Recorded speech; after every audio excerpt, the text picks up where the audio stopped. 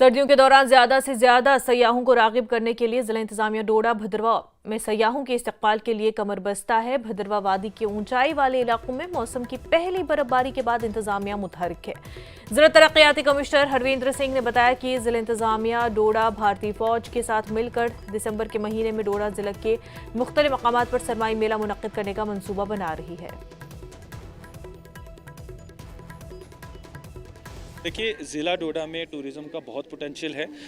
यहाँ पे summer tourism में आपने देखा कि जाई वैली प्रोमिनेंट लोकेशन बनती है जहाँ पे लोग आके अपना एक सुकून की सांस लेते हैं और सारी दुविधाएं अपने पीछे छोड़ के आराम करते हैं। बट अब जो हमारा विंटर सीज़न शुरू हुआ है, इसमें जो सेंटर स्टेज रहता है वो हमारा गोलडंडा लोकेशन रहती है, जहाँ पे अभी बर्फ़ भी पड़ चुकी है। और आपने देखा होगा कई सैलानी दूर दूर से, मुंबई से, गुजरात से आ रहे हैं और डेली कुछ ना कुछ ट्वीट कर रहे हैं, अपने पोस्ट डाल रहे हैं। आने वाले 27 से 31 दिसंबर तक हम 5 दिन का एक फेस्टिवल पूरे डिस्ट्रिक्ट डोडा में चलाएंगे, जिसमें हमारी तमाम टूरिस्ट डेस्टिनेशंस भद्रवा की और हमारी डोडा जो हमारा सब डिवीज़न है, हमारी ठाठरी सब डिवीज़न, हमारी गंदोह सब डिवीज़न, हमारी सारी लोकेशंस को हम इस बार कवर करेंगे और सारी लोकेशंस पे पैरेलली सेलिब्रेशंस चलेंगी।